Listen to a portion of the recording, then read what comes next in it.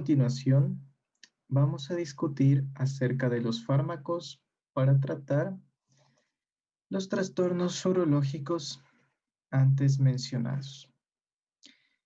Vamos a abordar dos tipos de fármacos, los bloqueadores alfa-adrenérgicos y los inhibidores de la 5-alfa reductasa.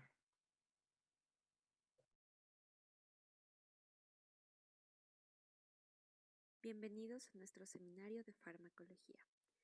En este se abarcará la utilidad de los bloqueadores alfa-adrenérgicos e inhibidores de 5-alfa reductasa en fármacos utilizados en trastornos urológicos. En primera instancia, un trastorno urológico es la alteración del funcionamiento normal de las vías urinarias. Esto puede involucrar los riñones, uréteres, vejiga urinaria, uretra, así como los órganos reproductores masculinos como testículos, vesículas seminales, próstata y pene. Y para ello debemos entender el papel de los andrógenos en la etiología de un trastorno urológico.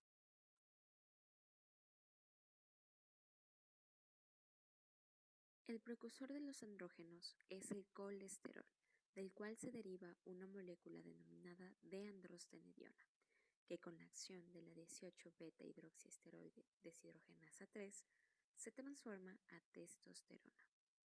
La testosterona se convierte en 17-beta-estradiol, un estrógeno potente, por mediación de la enzima aromatasa, o se puede convertir en dihidrotestosterona, un andrógeno aún más potente por mediación de la enzima 5-alfa reductasa. Para que la testosterona pueda ejercer sus efectos sobre el crecimiento prostático, la piel, folículos pilosos, en zonas sensibles a los andrógenos, se requiere la 5-alfa reducción de la testosterona a dihidrotestosterona. En este seminario destacaremos la importancia de la enzima 5-alfa reductasa. Hay dos isoenzimas de la 5-alfa reductasa. Estas dos isoenzimas difieren en el pH óptimo para su actividad y en sus patrones de expresión. En cuanto a la isoenzima de tipo 1, se expresa en mayores cantidades en folículos capilares, hígado y determinadas regiones cerebrales, y en cantidades inferiores en la próstata, epidídimo, vesículas seminales, piel de los genitales, testículos, glándula suprarrenal y el riñón. En cuanto a la isoenzima de tipo 2, se expresa en mayores cantidades en la próstata, epidídimo, vesículas seminales, piel de los genitales, hígado, y en menores cantidades en otros tejidos como determinadas regiones cerebrales, folículos capilares, testículos y riñón. Entre los cambios funcionales corporales mediados por la testosterona y su metabolito activo, que es la dihidrotestosterona, cabe destacar que influyen en el crecimiento y el desarrollo del pene y el escroto, junto con la aparición de verrugas y pigmentación de la piel escrotal. A su vez, influyen en el tamaño de la próstata y de las vesículas seminales, junto con la producción de líquido seminal y secreción de las glándulas sexuales accesorias. También incrementan la estimulación de la síntesis de IGF-1 y de la hormona de crecimiento. A su vez, estimulan el crecimiento de los huesos largos y, en última instancia, el cierre de las epífisis de estos, con la consiguiente detención del crecimiento. También influyen en el crecimiento de la laringe y el aumento del grosor de las cuerdas vocales, lo que da lugar a un tono de voz más grave. Finalmente, la estimulación de la eritropoyesis. Para abarcar uno de los trastornos urológicos más importantes, es menester conocer la embriología de la próstata. Por tanto, la conversión de la testosterona en 5-alfa-dihidrotestosterona en el conducto urogenital da lugar a la formación de la próstata a partir del seno urogenital, del pene a partir de los tubérculos y pliegues genitales y del escroto a partir de la hinchazón urogenital. En ausencia de la síntesis o de la acción de la testosterona, se desarrollan genitales internos y externos femeninos. Es importante mencionar que cada día se sintetizan aproximadamente 200 a 300 picogramos de dihidrotestosterona, fundamentalmente por la 5-alfa reducción de la testosterona. No obstante, los hombres que nacen con mutaciones inactivadoras de la isoenzima de tipo 2 de la 5-alfa reductasa nacen con un cariotipo de 46XY, pero cuyo diagnóstico es pseudohermafroditismo masculino y es muy marcado debido a que nacen con genitales ambiguos, es decir, con un falo parecido a un clítoris, escroto bífido, hipospadias pseudovaginales y una glándula prostática rudimentaria. En cuanto a los adultos, la próstata estaría infradesarrollada, es decir, esta no se podría palpar.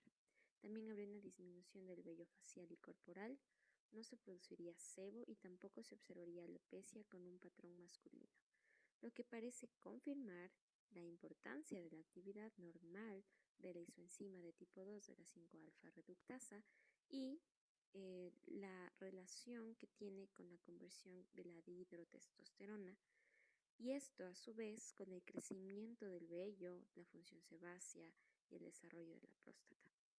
Las concentraciones séricas de dihidrotestosterona son bajas y las de testosterona son normales o estarían ligeramente aumentadas debido a que no hay la conversión adecuada.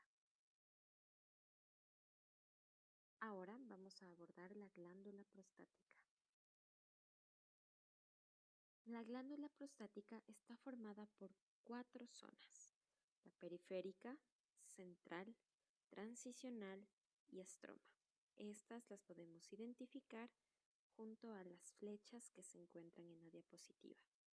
También se divide en lóbulos anterior, posterior, lateral y medio.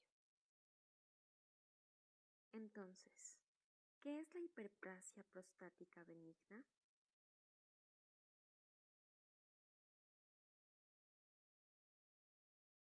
La hiperplasia prostática benigna es un diagnóstico histológico definido por la proliferación del músculo liso y de las células epiteliales de la zona transicional de la próstata.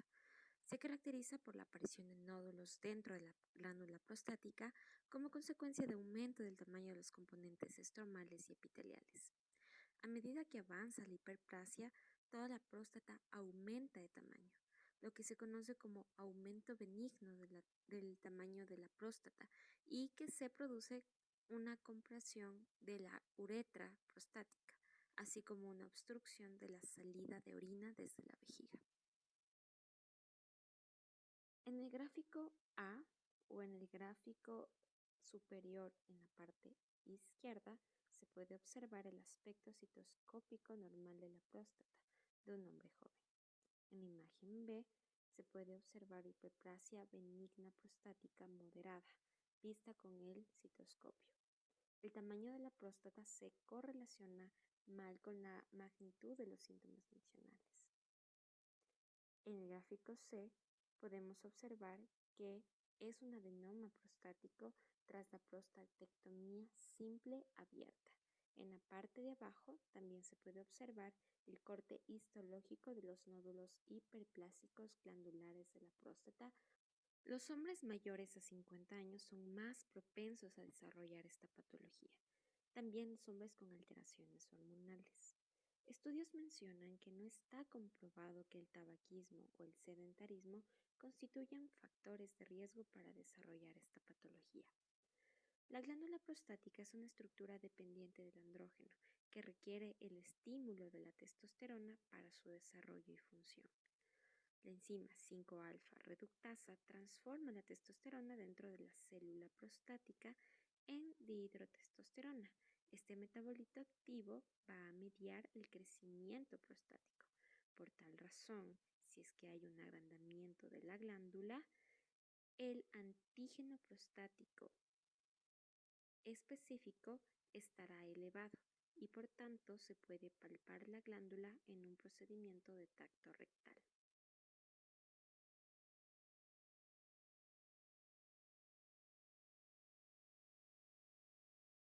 Muy bien, ahora que hemos abarcado la embriología y anatomía normal de la próstata, junto con la función de los andrógenos en ella, ahora vamos a hablar sobre los fármacos que son utilizados para estos trastornos.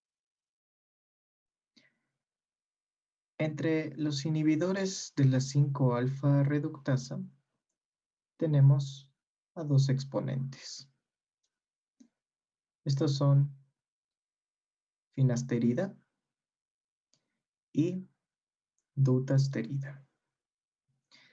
Este último presenta una potencia mucho mayor que su compañero de categoría finasterida y por ello se utiliza cuando el trastorno urológico es más grave.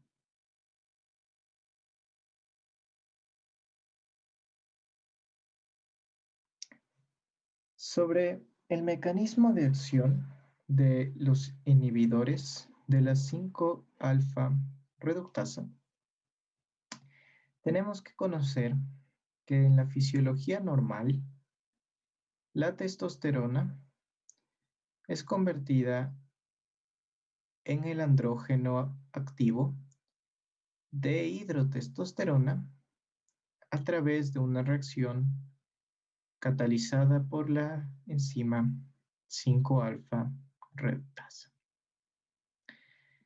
Esta reacción tiene lugar a nivel de glándulas suprarrenales, en la corteza, en la zona reticulada.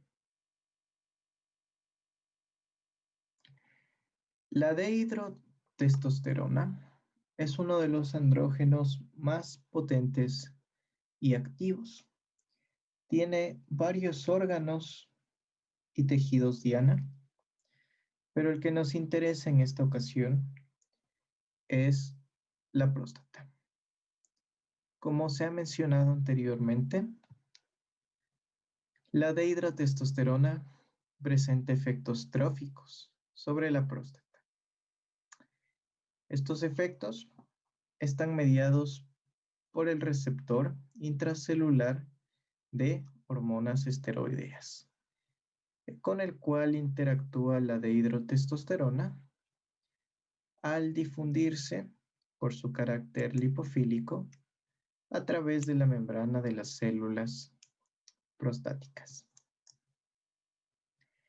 Cuando la dehidrotestosterona interactúa con el receptor de hormonas esteroides, este se transloca al núcleo y allí se dimeriza con otro receptor de hormonas esteroideas activado o con un receptor de retinoide activado.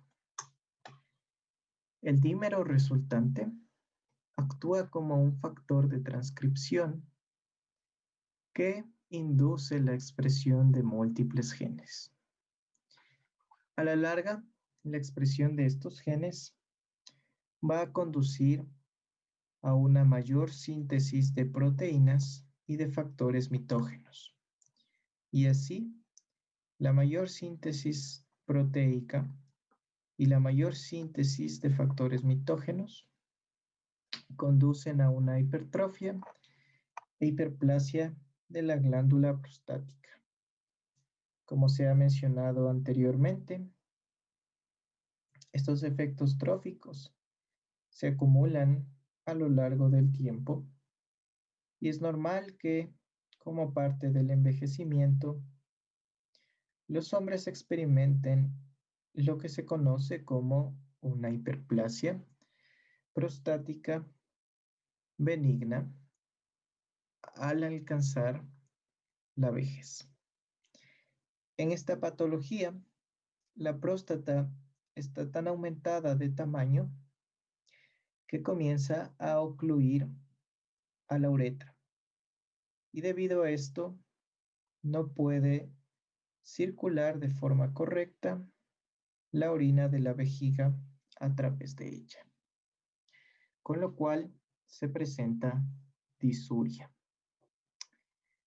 Afortunadamente, los fármacos inhibidores de la 5-alfa reductasa pueden tratar esta disuria al hacer, como lo indica su nombre, una inhibición de la enzima 5-alfa reductasa, con lo cual se bloquea la conversión de testosterona a dehidrotestosterona.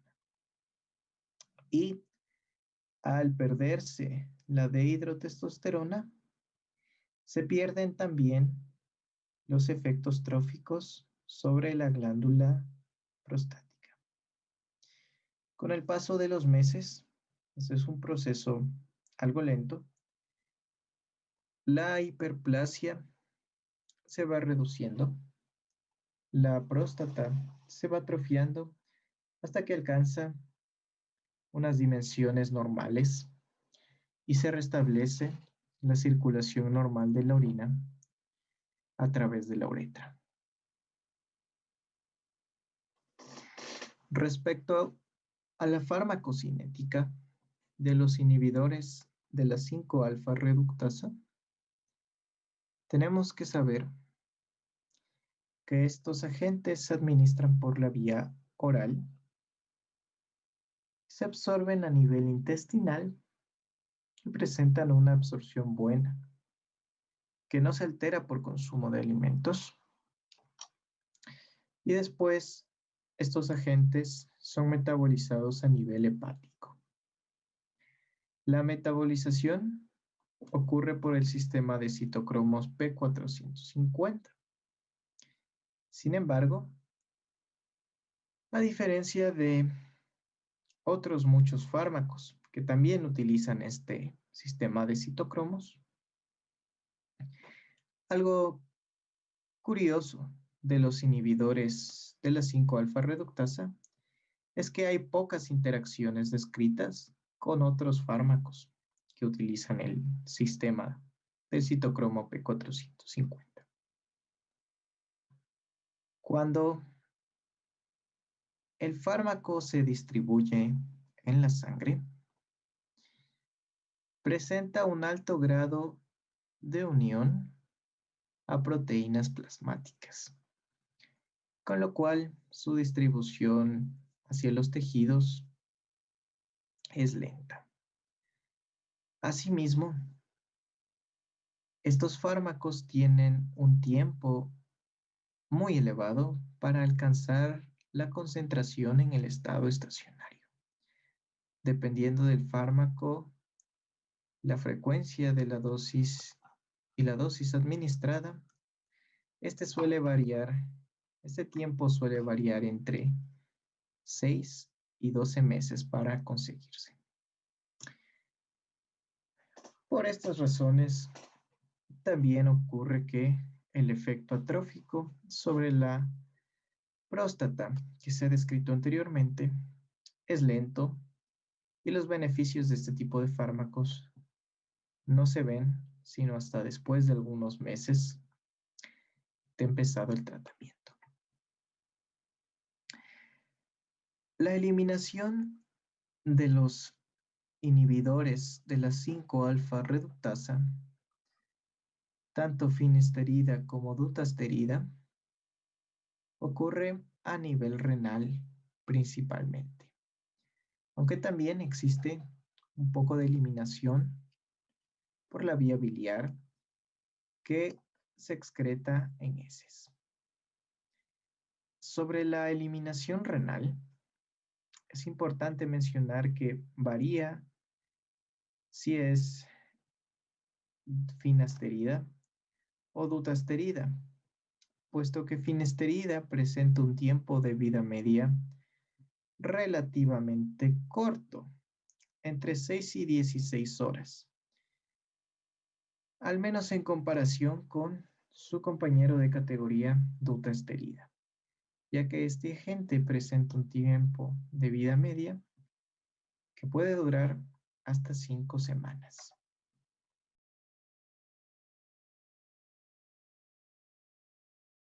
Hemos consultado la presentación de los fármacos a la venta y también hemos encontrado que la dutasterida está disponible en 0,5 miligramos, mientras que la finasterida disponible en 5 miligramos.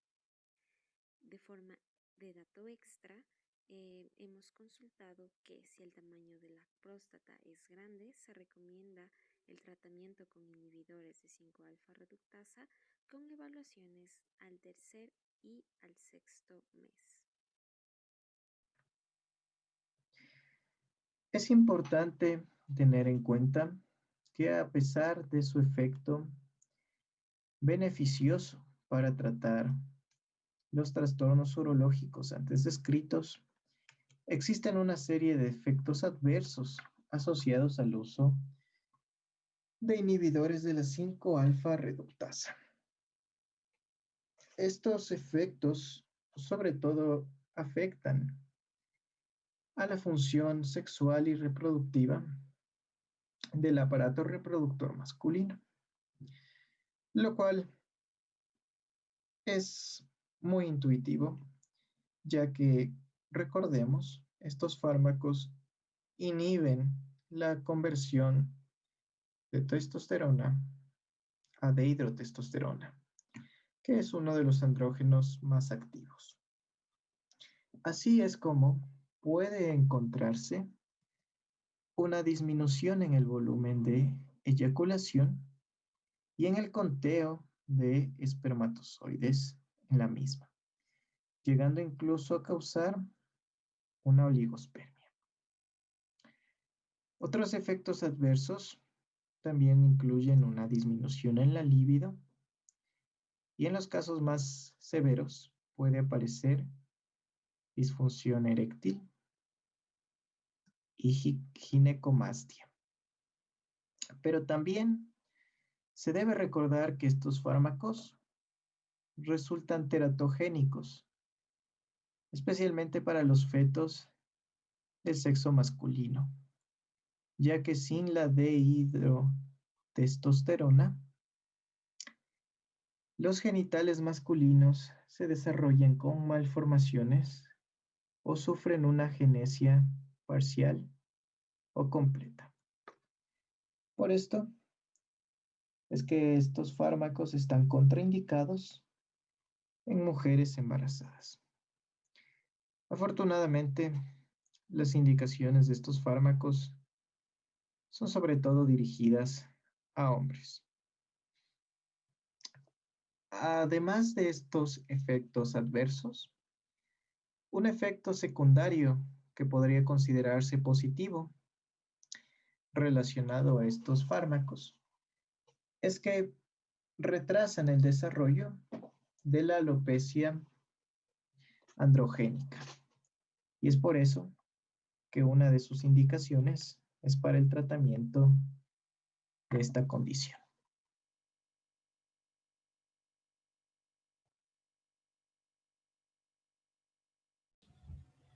Bueno, en este caso vamos a hablar de los antagonistas alfa-adrenérgicos. Entre los fármacos disponibles de este tipo tenemos a la fentolamina, yoinibina, a la fenoxibenzamina y los bloqueadores competitivos del receptor alfa-1,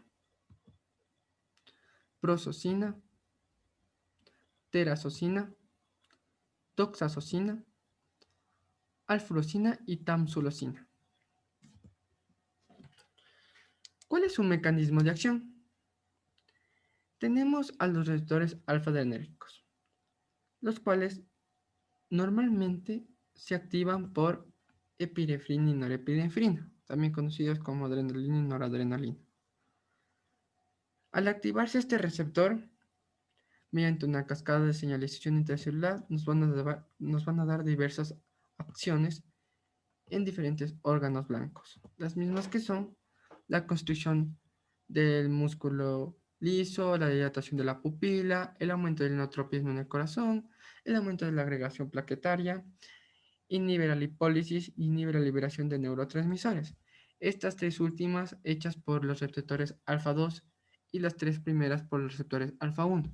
Como conocemos, hay dos tipos de receptores, tanto alfa 2 y alfa 1.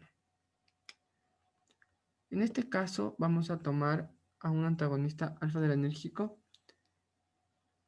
que para el ejemplo va a ser la fenoxibenzamina.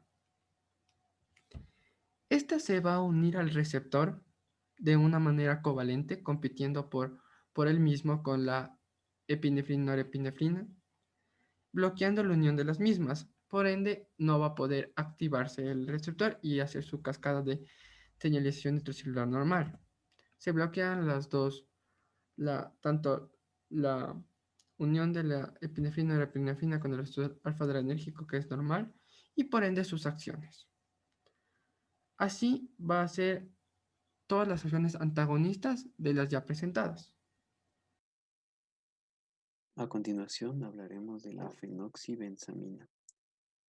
Este es un fármaco que pertenece a los antagonistas alfa-adrenérgicos y se encuentra comercialmente bajo el nombre de dibenciline.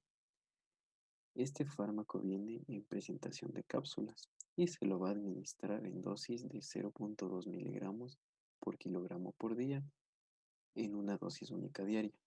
Y en el caso de tener este medicamento para un tratamiento, se le va a aumentar a razón de 0.2 miligramos por kilogramo por día cada 4 días hasta la dosis de mantenimiento. Se debe mantener un rango entre 0.4 y 1.2 miligramos por kilogramo por día, repartidos en 3 o 4 tomas diarias, y con un máximo de 4 miligramos por kilogramo por día y una dosis de 10 miligramos por dosis. Es importante esto ya que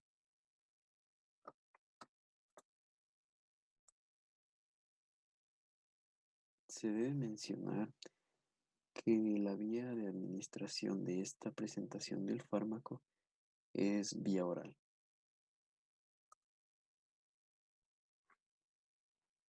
A continuación hablaremos un poco más acerca de este fármaco, los usos que se le da actualmente y la forma en la que actúa. Al lado izquierdo de la diapositiva se puede encontrar la estructura molecular del fármaco y hemos colocado los usos que se le da actualmente. Se lo puede usar en hipertensión. Sin embargo, es importante destacar que bajo varios estudios recientes se indica que en realidad la venoxibenzamina puede ayudar en la hipertensión. Sin embargo, va a causar también un incremento del gasto cardíaco, lo que terminaría causando un efecto contrario al que nosotros deseamos. También se lo ha visto asociado con el tratamiento de feocromocitoma y en realidad es uno de los tratamientos que se recomienda actualmente. Los feocromocitomas van a ser tumores que generalmente se presentan en la glándula suprarrenal y que van a secretar hormonas. Se ha visto que tienen un muy buen efecto ante esta patología. También se encuentra estudios en los que se lo puede usar para el tratamiento de impotencia sexual. A continuación hablaremos un poco de la manera en la que actúa. Este fármaco se va a unir de forma covalente, no selectiva, a los receptores alfa 1 postsinápticos y a los alfa 2 presinápticos. Es importante mencionar que este bloqueo va a ser irreversible y no competitivo. Y el único mecanismo que tiene el cuerpo para vencerlo básicamente es la síntesis de nuevos adrenorreceptores. Pero es importante destacar que para la síntesis de nuevos adrenorreceptores se necesita del transcurso de al menos 24 horas, lo que explica la duración de este fármaco, que va a ser de un día.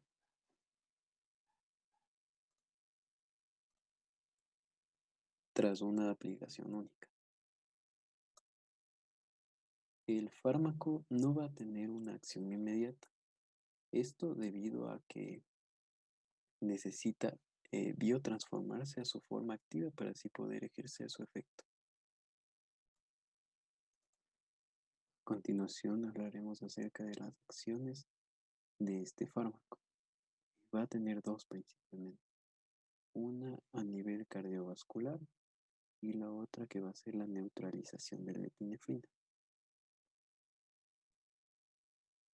Al ser un fármaco que va a bloquear los receptores alfa, se va a impedir la vasoconstricción periférica, motivo por el cual se pensaba que ayudaba en el tratamiento de personas hipertensas.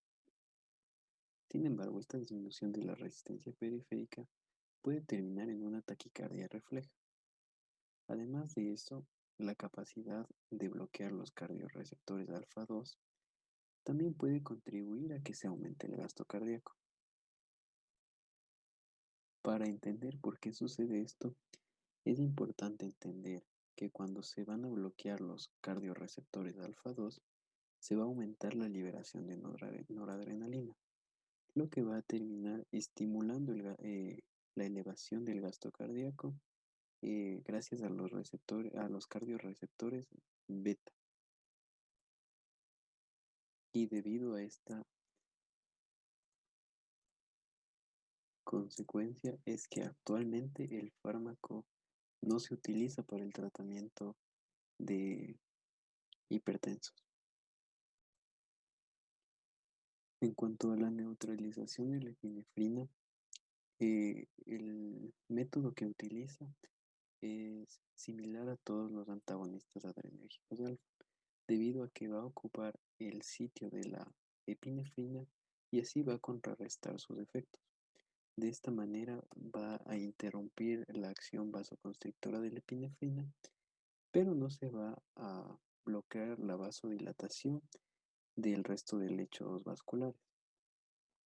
La vasodilatación va a estar mediada gracias a los receptores beta.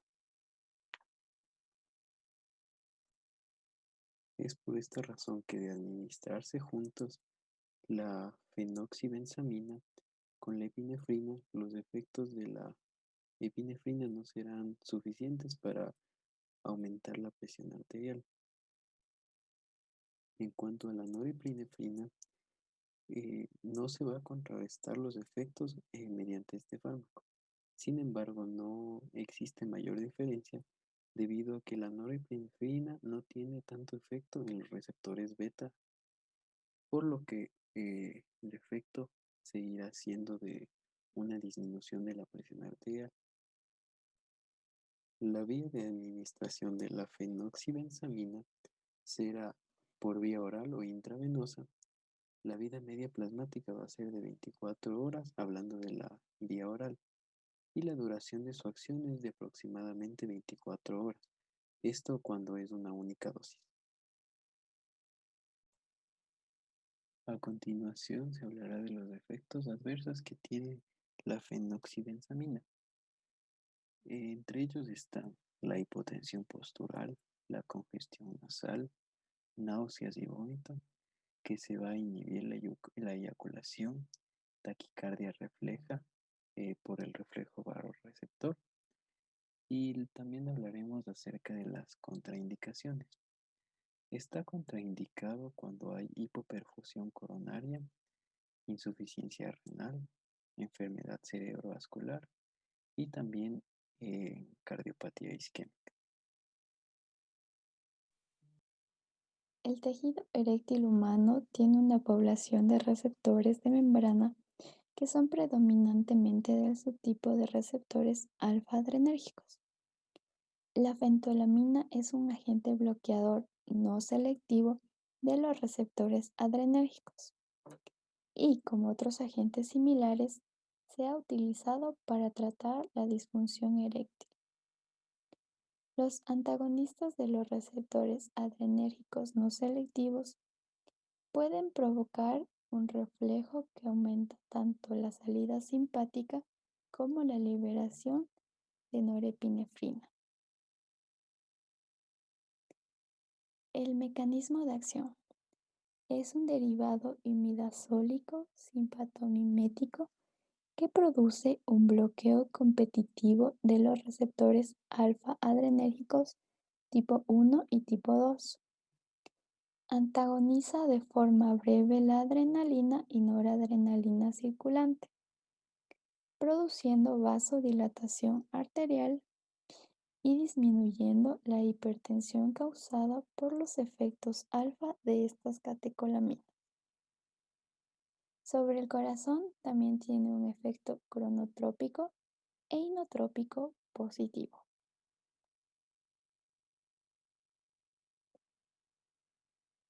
La fentolamina se ha utilizado por vía oral e intracavernosa en el tratamiento de la disfunción eréctil. Después de la administración oral, la fentolamina tiene una vida media plasmática de aproximadamente 30 minutos y una duración de acción de 2 a 4 horas. La administración de fármacos por vía intracavernosa consiste en inyectar con una aguja de pequeño calibre en la base del pene una determinada dosis del fármaco. Una vez que el médico ha podido determinar en la consulta la dosis adecuada para cada paciente, puede adiestrar al paciente en la técnica de inyección para que éste pueda administrarse el fármaco en su casa. El paciente se inyecta 10 o 15 minutos antes de mantener relaciones sexuales y la dosis se ajusta para que la erección dure aproximadamente 1 hora. La duración de la erección nunca debe superar las 4 horas y si esto llega a ocurrir, el paciente debe acudir inmediatamente al médico.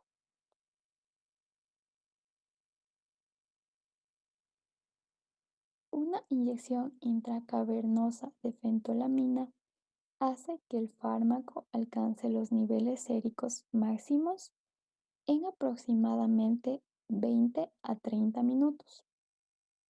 Esta se metaboliza rápidamente y es excretada principalmente sin cambios por el riñón. La fentolamina se ha utilizado en combinación con papaverina, clorpromazina y péptidos vasoactivos en el tratamiento de la disfunción eréctil.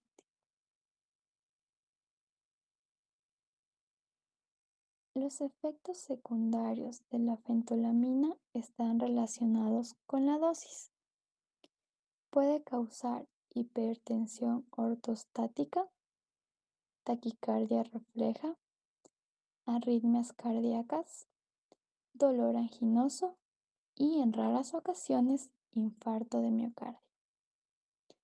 La fentolamina también puede reducir la motilidad de los espermatozoides in vitro. La estimulación cardíaca y la taquicardia reflejas inducidas por la fentolamina están mediadas por el reflejo barroreceptor y por el bloqueo de los receptores alfa 2 de los nervios simpáticos cardíacos. Las indicaciones son prevención o control de crisis hipertensivas en pacientes con feocromocitomas durante la inducción anestésica y la cirugía. Tratamiento de la necrosis cutánea tras la administración intravenosa o extravasación de norepinefrina. Las contraindicaciones son el uso concomitante de inhibidores de la 5-fosfodiesterasa y pacientes con hipoperfusión coronaria. Ciertas interacciones con otros fármacos, por ejemplo, efedrina, adrenalina, dobutamina o isoprotenerol. Aquí causa hipotensión paradójica. También se ha visto un incremento de la toxicidad del etanol Y finalmente interacción con sildenafilo, tadalafilo y vardenafilo. Aquí tiene efectos hipotensores aditivos.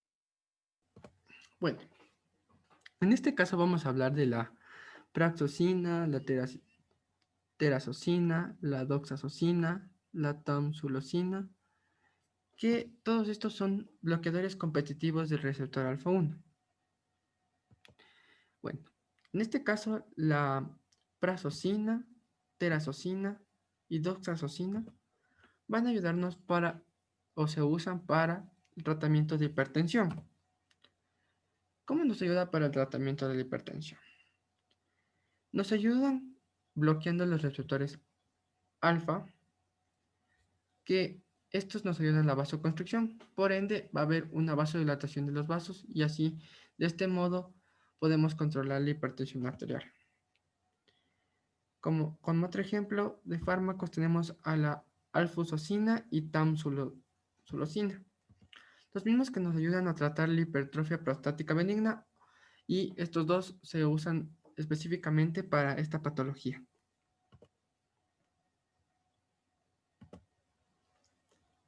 Bueno, en cuanto al metabolismo, se puede decir que la praxosina, terazosina, alfusosina y tamsulosina se van a excretar, sus productos inactivos se eliminan por la orina.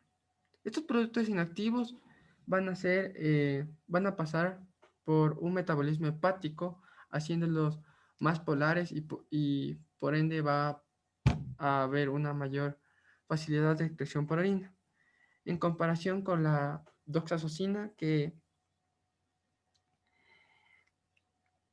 se elimina mediante las heces. La doxazosina es el fármaco que presenta una acción más prolongada debido a este tipo de eliminación.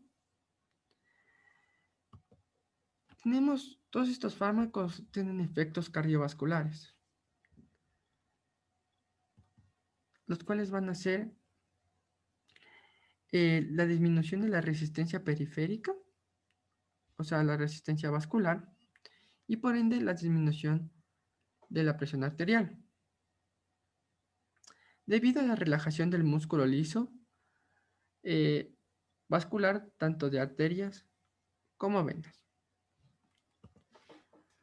Así, conociendo que la presión arterial se da por el gasto cardíaco y la resistencia periférica, al disminuir esta resistencia periférica por la relajación del músculo liso, vamos a contribuir a una disminución de la presión arterial. Estos fármacos dan un cambio mínimo en el gasto cardíaco y en la función renal. Pero tenemos que tener en cuenta que la tamsulosina no es muy efectiva en estos casos. En la dosificación,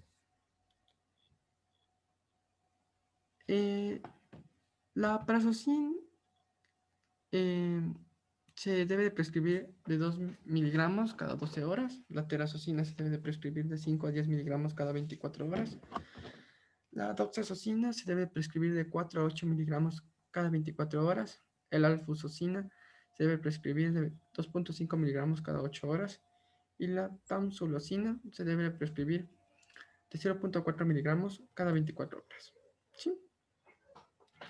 Vamos a hablar un poco más sobre el uso en la hiperplasia prostática benigna.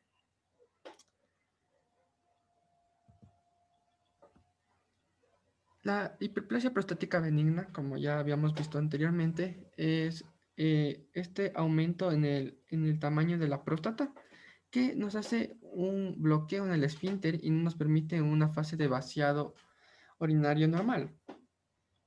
Entonces, ¿qué hacen nuestros fármacos? En estos casos, el bloqueo de los receptores alfa reduce el tono muscular liso del cuello vesical y de la próstata, mejorando el flujo de la orina. Como en este caso tenemos a la alfusosina, que es uno de los inhibidores más potentes del receptor alfa 1 del músculo prostático. ¿Sí? También tenemos a la tamsulosina, que esta es más potente que la alfusosina. Esta selectividad explica los mínimos efectos de este fármaco sobre la presión arterial, que habíamos mencionado ya anteriormente, que la tamsulosina no nos ayuda mucho para controlar la presión arterial. Más bien nos ayuda para poder relajar los músculos de la próstata y así tener un adecuado vaciamiento de la vejiga, de la orina y tener una adecuada fase de vaciado. Bueno, en comparación entre los tratamientos de la hiperplasia prostática, como vemos en esta tabla, vamos a comparar los antagonistas adrenérgicos alfa 1 y los inhibidores de la 5-alfa reductasa. ¿Sí?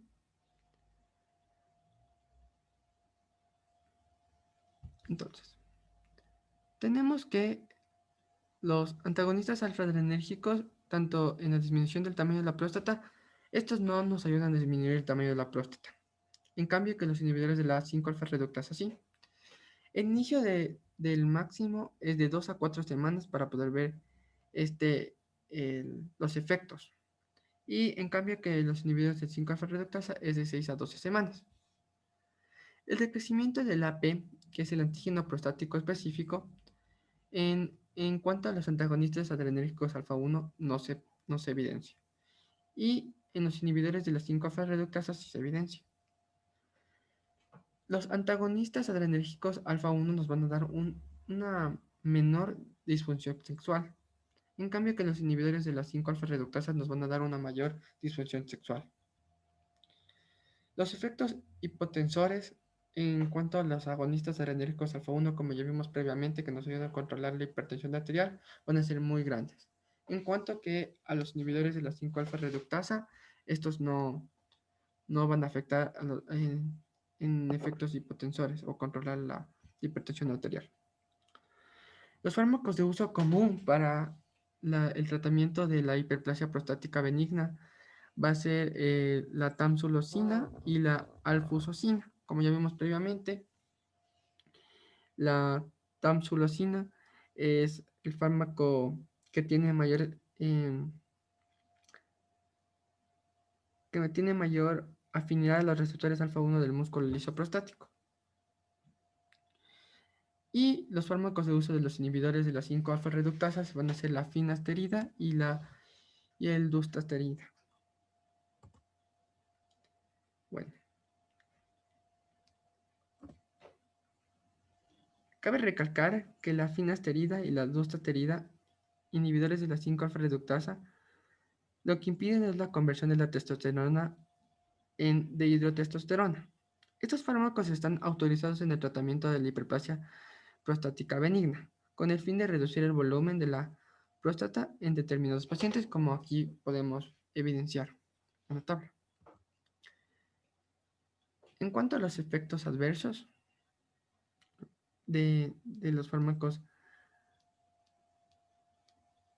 bloqueadores competitivos del receptor alfa 1, tenemos: producen mareos, falta de energía, congestión nasal, cefalea, somnolencia e hipotensión ortostática. Se ha observado una inhibición de la eyaculación y la eyaculación retrógrada por bloqueo de los receptores alfa en los conductos eyaculadores y trastornos contráctiles del músculo liso. Cabe recalcar que los pacientes hipertensos, no adquieren tolerancia a su acción al principio. Sin embargo, la primera dosis provoca una exacerbada respuesta hipotensiva ortostática que puede desencadenar en un síncope o desmayo. Esta acción, denominada efecto de primera dosis, puede minimizarse si se ajusta la dosis inicial a 1/3 o a 1/4 de la dosis normal y se administra a la hora de acostarse. Se ha descrito un mayor riesgo de insuficiencia cardíaca congestiva cuando se utilizan los antagonistas de los receptores alfa como monoterapia para la hipertensión. Como último fármaco de esta gran familia de bloqueadores de receptores o antagonistas de receptores alfa-adrenérgicos tenemos a la yohimbina, ¿ya? La yohimbina principalmente es un fármaco que nos va a bloquear específicamente a los receptores alfa-2 adrenérgicos. Bueno, la yohimbina activa las eferencias del sistema simpático y este sistema simpático se activa exacerbadamente. En este caso nos ayuda, nos ayuda como una terapia que reduce la vasoconstricción del fenómeno del Raynaud, que este trata de la vasoconstricción de los vasos sanguíneos en los dedos, causando cianosis y a veces el cese total de irrigación, dándonos una necrosis de las falanges distales. Su dosis es de 0.2 miligramos kilogramo peso. Como dato curioso, se puede decir que la yohimbina es un extracto de la corteza del árbol de yohimbo. Y este extracto también se puede utilizar a veces como un estimulante sexual.